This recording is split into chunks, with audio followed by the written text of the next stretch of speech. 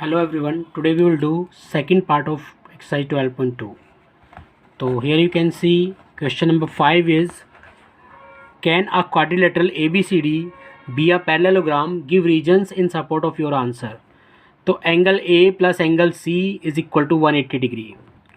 तो here you can see कि angle A plus angle C is equal to 180 degree.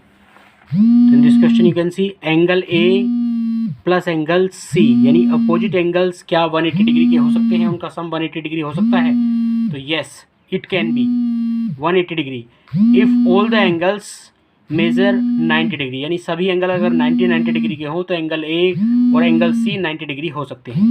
Okay, now second part of question number 5 is AD is equal to BC is equal to 6 centimetre, AB is equal to 5 centimetre and DC is equal to 4.5 centimetre. यानी कि AD और BC तो हमारे कितने 6 centimetre हैं. AD हमारा 6 है और BC भी हमारा 6 है.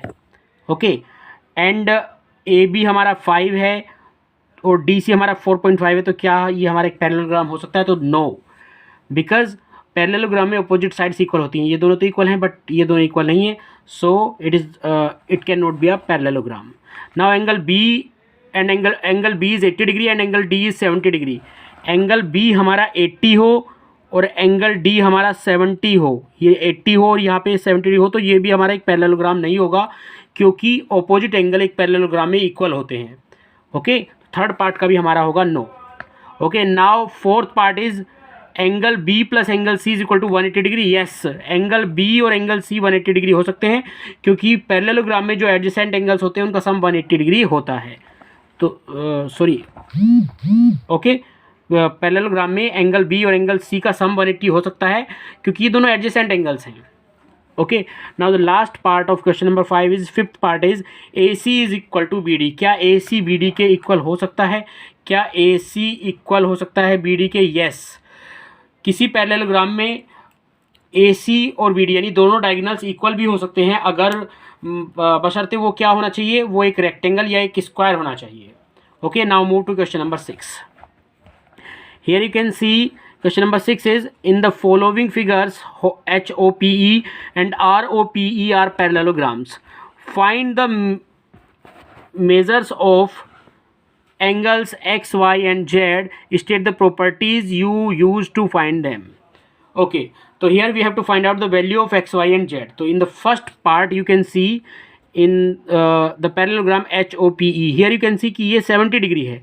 तो लीनियर पेयर ऑफ एंगल्स की वजह से एंगल HOP हमारा कितना हो जाएगा ये फाइंड कर लेंगे सबसे पहले. तो ये कितना होगा, 180 में से 70 माइनस करेंगे तो it will B 110 degree.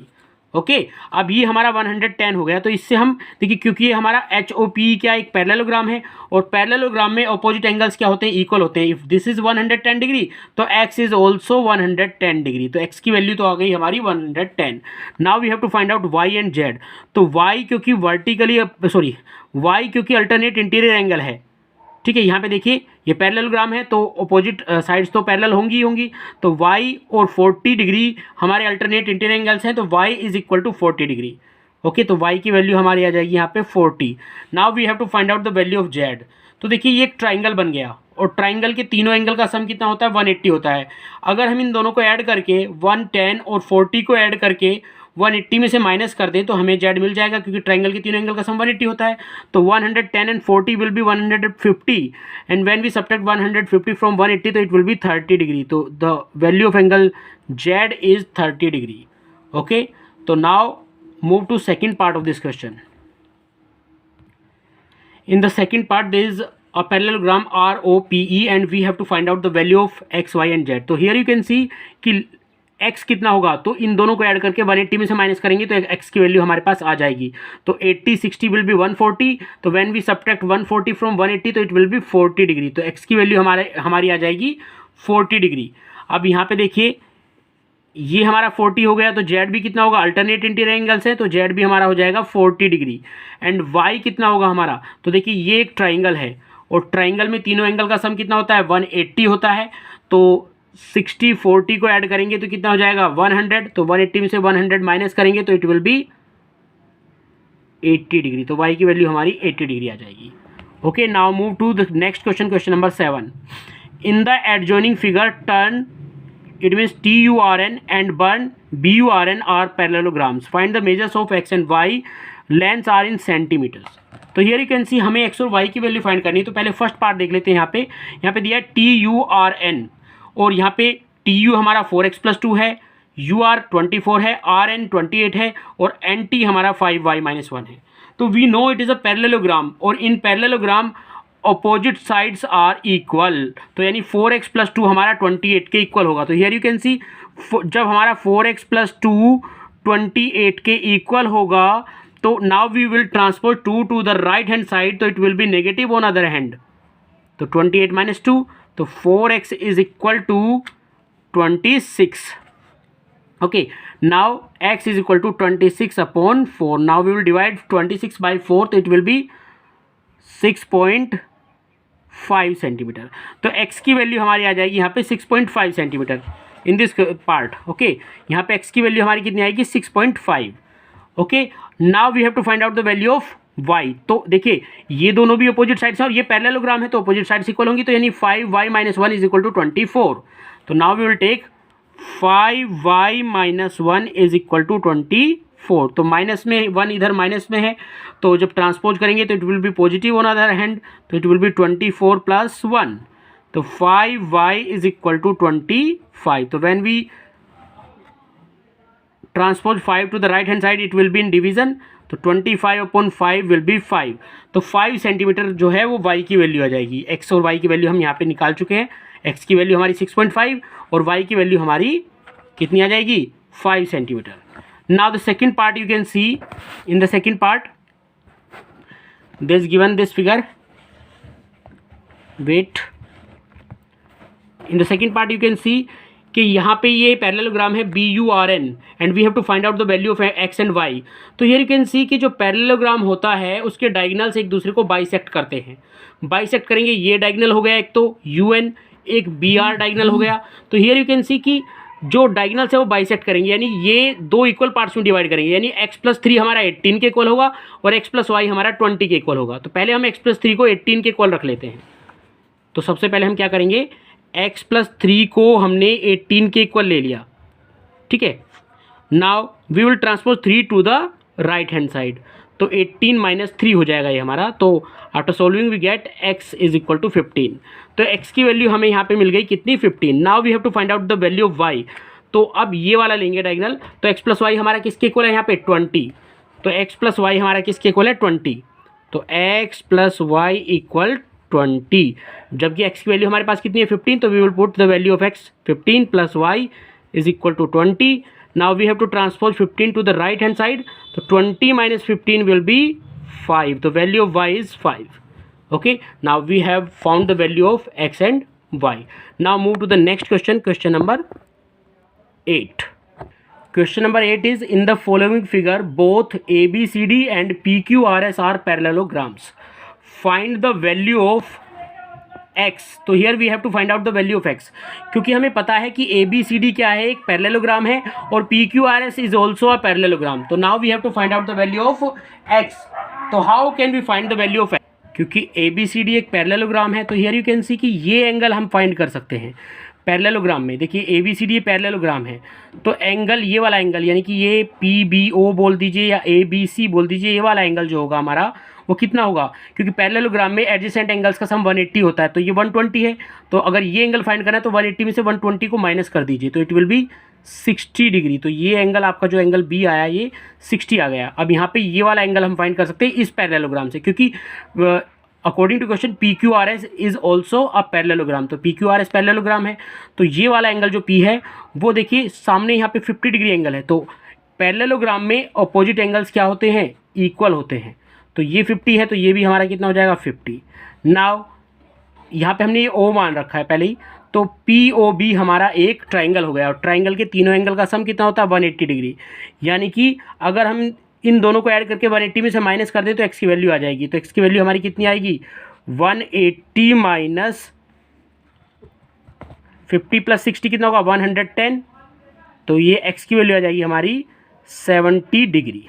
Okay, 180 में से 110 को माइनस करेंगे तो it will be 70 degree. Now move to question number 9.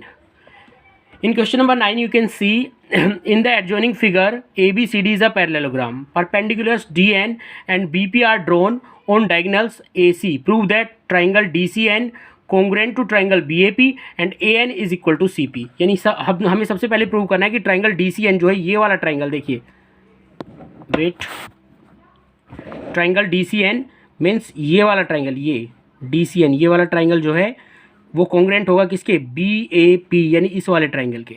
तो ध्यान से देखिए, ट्राइंगल, दोनों ट्राइंगल को कॉन्ग्रेंट प्रूव करने के लिए सबसे पहले हम लोग क्या देखते हैं यहाँ पे कि इस वाले ट्राइंगल में और इस वाले ट्राइंगल में ये दोनों साइड इक्वल होंगी। क्यों इक्वल होंगी ये दोनों साइड? क्योंकि ये पैरेलल, ये पूरा एक ABCD क्या है, एक पैरेललोग्राम है। तो पैरेललोग्राम में क्या होता है कि अपोजिट साइड्स इक्वल होती हैं। तो AB किसके इक्वल होगा, CD के इक्वल होगा। Now this angle will be equal to this angle. क्यों? क्योंकि ये अल्टरनेट इंटीरियर एंगल होंगे, ये दोनों लाइन पैरेलल भी हैं, तो ये दोनों अल्टरनेट इंटीरियर एंगल है, तो ये दोनों भी इक्वल होंगे। Now the third thing is, ये एंगल और ये एंगल दोनों ही 90 डिग्री के हैं, तो दोनों इक्वल होंगे। अब देखिए, ये दोनों एंगल इक्वल हो गए, ये 90 के इक्वल हो गए। तो जब किन्हीं दो ट्राइंगल के दो एंगल इक्वल हो जाए तो थर्ड एंगल अपने आप ही इक्वल होता है, यानी ये इसके इक्वल होगा। अब हम कह सकते हैं कि दोनों ट्राइंगल क्या हो जाएंगे, कॉन्ग्रुएंट हो जाएंगे। किस रूल से? एंगल साइड एंगल से दोनों ट्राइंगल क्या हो जाएंगे, कॉन्ग्रुएंट। देखिए एंगल इक्वल हुए थे, ये दोनों अल्टरनेट थे, और साइड दोनों पैरेललोग्राम के अपोजिट साइड्स हैं, और ये एंगल इक्वल है। ये अभी मैंने बताया था किस तरह से हुआ, ये एंगल इक्वल हो गए, तो दोनों ट्राइंगल क्या हो जाएंगे, कॉन्ग्रुएंट हो जाएंगे। जब दोनों ट्राइंगल कॉन्ग्रुएंट हो जाएंगे तो हम कह सकते हैं कि triangle DCN is congruent to triangle BAP। Okay, तो मैं इसे एक बार लिख के दिखा रहा हूँ आपको कि सबसे पहली चीज़ तो DC इक्वल होगा यहाँ पे किसके, BA के। यहाँ पे लिखेंगे इसके साइड में आप opposite sides of a parallelogram, DC equal BA के, क्योंकि opposite sides of a parallelogram. Second thing कि ये एंगल जो है, angle DCN is equal to angle BAP। क्यों दोनों इक्वल हैं? Because these are alternate interior angles. ठीक है। और third thing is angle P is equal to angle N। हम कह सकते हैं यहाँ पे angle P is equal to angle N, दोनों 90 डिग्री के हैं।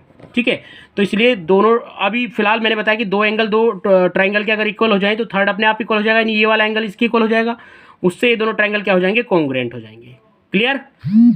Okay, now the second part is we have to prove AN is equal to CP। तो इसके लिए हमें ये दोनों ट्राइंगल कॉन्ग्रुएंट प्रूव करने होंगे। अब ये दोनों ट्राइंगल, ये वाला ट्राइंगल और ये वाला ट्राइंगल। तो अब ध्यान से देखिएगा कि जब ये दोनों ट्राइंगल हम लेंगे तो इसमें क्या होगा हमारा कि ये एंगल हमारा 90 डिग्री होगा, तो यहाँ भी ये एंगल हमारा 90 होगा, क्योंकि 180 होंगे दोनों, तो ये 90 है, तो ये 90 बचेगा हमारे पास, तो ये दोनों तो 90 हो गई।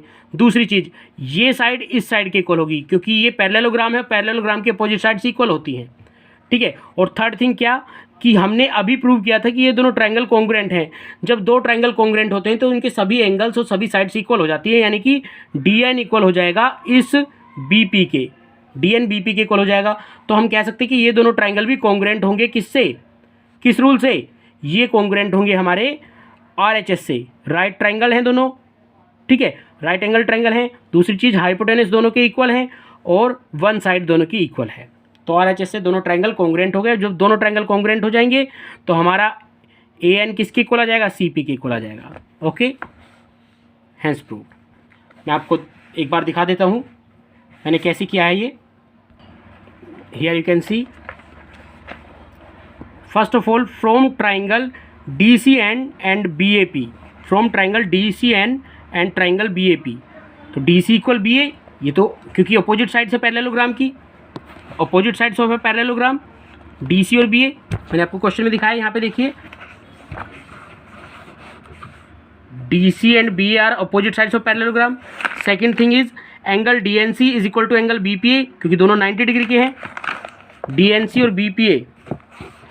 तो here you can see angle DNC angle BPA दोनों 90 डिग्री के हैं। Third thing, angle DCN is equal to angle BAP, alternate interior angles हैं, DCN BAP। तो angle DCN this angle and BAP ये अल्टरनेट इंटीरियर एंगल है, both are equal. और जब किसी दो ट्राइंगल के दो एंगल्स इक्वल हो जाए तो थर्ड अपने आप इक्वल होगा, यानी ये वाला एंगल एंगल NDC इक्वल होगा PBA के। एंगल NDC, ये वाला एंगल PBA के इसके इक्वल हो गया। तो दोनों ट्रायंगल हमारे क्या हो जाएंगे, कॉन्ग्रुएंट हो जाएंगे। किस रूल से? दोनों ट्रायंगल कॉन्ग्रुएंट होंगे हमारे DCN और BAP AS से रूल से। Now from triangle ADN and triangle CBP, अब ट्रायंगल ADN और CBP लेंगे। ADN हमारा ये वाला ट्रायंगल है, CBP हमारा ये ट्रायंगल है। अब इसमें भी क्या हो जाएगा हमारा कि AD equal CB, opposite sides of a parallelogram, and DNA equal होगा एंगल BPC के, क्योंकि दोनों 90 डिग्री के हैं, ठीक है। और DN इक्वल होगा BP के। ये पहले वाले की CPCT से हुआ, क्योंकि पहले वाले मैंने आपको पहले बताया था कि पहला अगर ये दोनों कॉन्ग्रुएंट होंगे तो यहाँ से हमारा क्या हो जाएगा, DN इक्वल किसके हो जाएगा, BP के हो जाएगा। तो दोनों ट्रायंगल यानी ADN जो लिया था हमने, CBP जो लिया था, दोनों कॉन्ग्रुएंट हो जाएंगे। इससे हम कह सकते हैं कि AN is equal to CP। Okay, now move to the last question, question number 10। In the adjoining figure, ABC is a triangle. Through AB and C, lines are drawn parallel to BC, CA and AB respectively, which forms a triangle PQR. Show that 2AB plus BC plus CA is equal to PQ plus QR plus RP। तो यहाँ पे एक figure आपको दी है, ABC यहाँ पे triangle है, और यहाँ पे देखिए, आप ध्यान से देखिए, AB जो है किसके पैरेलल है, AB RP के पैरेलल है। तो देखिए AB RC के भी पैरेलल होगा, CP के भी पैरेलल होगा, ठीक है। इसी तरह से आप लोग यहाँ पे देख लीजिए, AC हमारा BP के भी पैरेलल होगा और BQ के भी पैरेलल होगा। इसी तरह से हमारा BC देख लीजिए, ये AR के भी पैरेलल होगा और QA के भी पैरेलल होगा। तो इस तरह से हमारा देखिए ध्यान से, यहाँ पे ABPC क्या बन रहा है, एक पैरेललोग्राम बन रहा है। ABCR क्या बन रहा है, ये भी एक पैरेललोग्राम बन रहा है। और AQBC क्या बन रहा है, ये भी हमारा एक पैरेललोग्राम बन रहा है। तो हमारे 3 पैरेललोग्राम हमें यहाँ पे दिखाई दे रहे हैं। तो अब हम क्या करेंगे कि एक एक को ले लेंगे। यहाँ पे देखिए, मैं करता हूँ इस क्वेश्चन को, देखिए।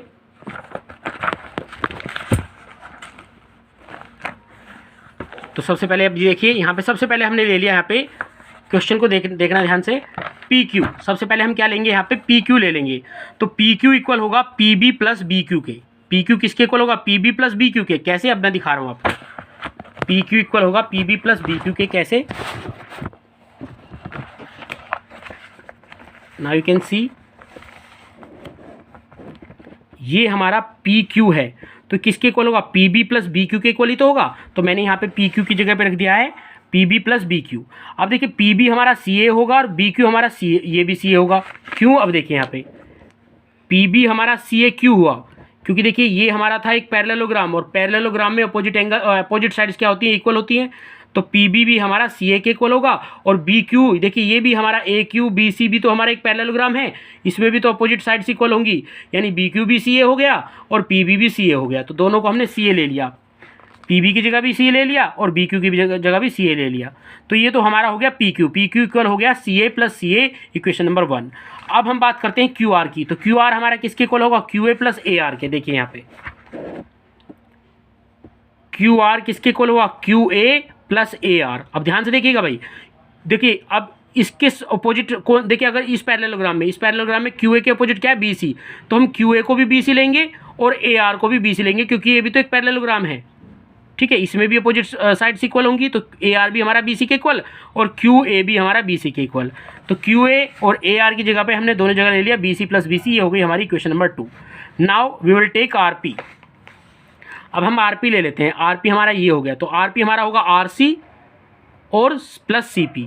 तो देखिए RC, अब देखिए RC लेंगे जब, तो ये वाला पैरेललोग्राम देखिए, तो RC किसके इक्वल दिखाई दे रहा है, AB के, क्योंकि पैरेललोग्राम बन रहा है यहाँ पे ABCR।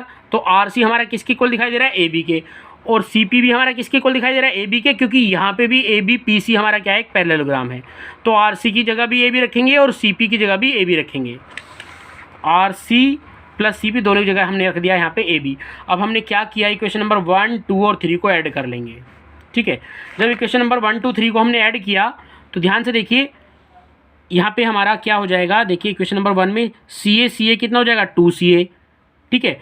BC कितना हो जाएगा, 2BC।